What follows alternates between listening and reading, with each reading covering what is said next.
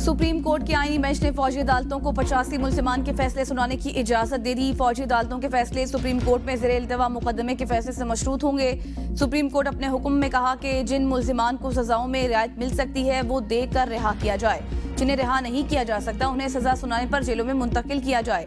Supreme court के आईनी bench ने सिविलियंस के मिलिट्री कोर्ट्स केस की समाअत मौसम सरमा की तातीलात के बाद तक मुलतवी कर दी। आईनी बेंच ने 26वीं तरमीम का केस जनवरी के दूसरे हफ्ते में सुनने का इंदिया दे दिया।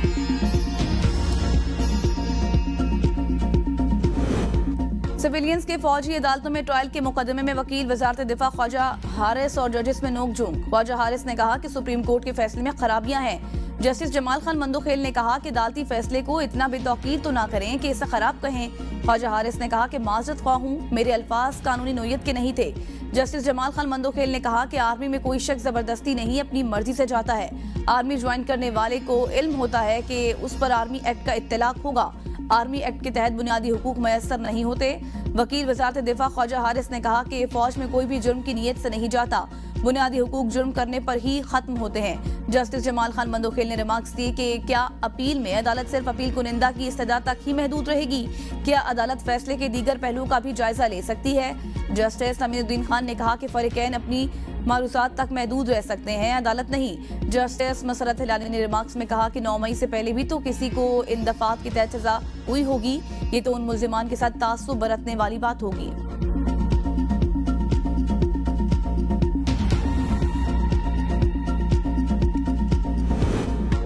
डॉक्टर आफिया सिद्दीकी केस में हुकूमत और वजारत खारजा की सुस्ती पर अदालत बरहम। इस्लामाबाद हाई कोर्ट के जस्टिस सरदार इजाज़ इसाक खान ने रिमार्क्स में कहा, पाकिस्तानी वफ्द भेजा गया, वफ्द में सफीर ने वहाँ कुछ नहीं किया, आपकी तरफ से सुस्ती है, इस वक्त मामला दुरुस्त नहीं। वजारत खारजा पैरावाइज कमेंट्स जमा कराएं और मुकम्मल रिपोर्ट दें, क्यों ऐसा हुआ और सफारत खाने ने क्या किया।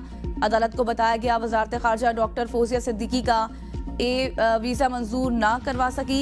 इस्लामाबाद हाई कोर्ट का सेक्रेटरी वजारत खारजा को फौजिया सिद्दीकी को बी वीजा फराहम करने का हुक्म। आफिया सिद्दीकी के अमेरिका में वकील मिस्टर स्मिथ ने इस्लामाबाद हाई कोर्ट को आगाह किया कि केस में अमेरिका भेजा गया वफ्द 8 रोज के लिए था, जो 5 रोज ताखीर से पहुंचा। आज वफ्द की वापसी का वक्त आ गया है। अमेरिका में पाकिस्तानी सफीर ने भी वहां कोई मुलाकात नहीं की। अदालत ने केस की मजीद समाअत अगले जुम्मे तक मुलतवी कर दी। जाली हुकूमत का बानी पीटीआई के मिलिट्री ट्रायल का ख्वाब कभी पूरा नहीं होगा। मुशीर इत्तलात खैबर पख्तूनख्वा बैरिस्टर सैफ का बयान। कहा, जाली हुकूमत ने मिलिट्री ट्रायल के लिए एड़ी चोटी का जोर लगाया हुआ है। जाली हुकूमत सियासी मफादात के लिए फौज और अवाम के दरमियान तलखियां पैदा करने की नाकाम कोशिशें बंद करे। सियासी माफिया को बानी पीटीआई को माइनस करने में ही अपनी बका नजर आ रही है। जाली हुकूमत का ये इकदाम जमहूरियत पर शबहून मारने की एक और कोशिश है। जाली हुकूमत ने सिविल नाफरमानी पर आसमान सर पर उठाया है, जबकि मिलिट्री ट्रायल की हिमायत कर रही है।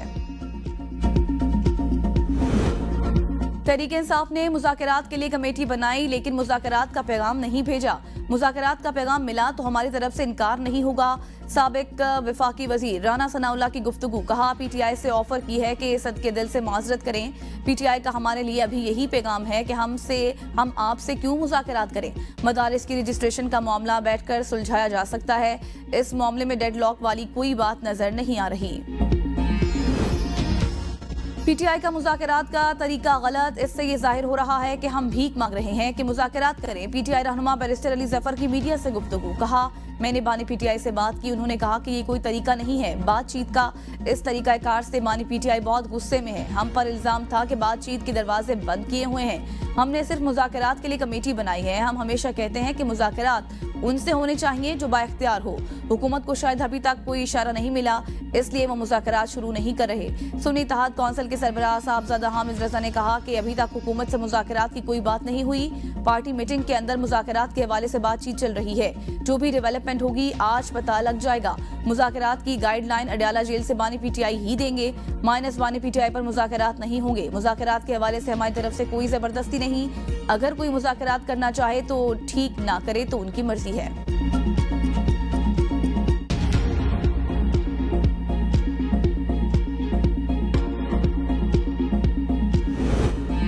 9 मई को हमारे खिलाफ झूठा बयानिया घड़ा गया। हम 26 नवंबर का भी हिसाब मांगते हैं। पीटीआई रहनुमा मेहर बानो कुरैशी की मीडिया से गुफ्तगू। कहा, पहले कहते थे कि कोई गोली नहीं चली, अब इसहाक डार हवाई फायरिंग का एतराफ कर रहे हैं। 8 फरवरी को हमारे हक पर डाका मारा गया। हमारे उम्मीदवार इंसाफ के मुंतजर हैं।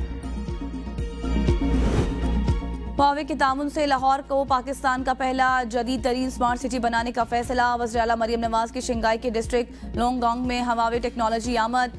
हुआवे को पाकिस्तान बिलखुसूस पंजाब में सरमायाकारी की दावत। नवाज शरीफ IT सिटी में ऑफिस कायम करने पर ताउन की पेशकश। मरियम नवाज शरीफ की हुआवे को पंजाब में असम्बलिंग और मैन्युफैक्चरिंग प्लांट लगाने पर भरपूर ताउन की यकीन दहानी। हुआवे गवर्नमेंट अफेयर्स के सदर से मुलाकात। लाहौर को मॉडर्न डिजिटल सिटी बनाने के लिए मुख्तलिफ तजावीज़ और सिफारिशात पर गुफ्तगू। मरियम नवाज के हुआवे हेल्थ और एजुकेशन प्रोजेक्ट में इजहार दिलचस्पी। कहा डिजिटल पंजाब विजन को हुआवे के इश्तराकी कार से अमली शक्ल देंगे। Huawei Nawaz Sharif IT city में कैपेसिटी बिल्डिंग और IT रिसर्च में मुआवनत करे। हुआवे के तामुन से पंजाब के नौजवानों को डिजिटल टेक्नोलॉजीज की जिद्दत से मुतारिफ करवाने जाते हैं।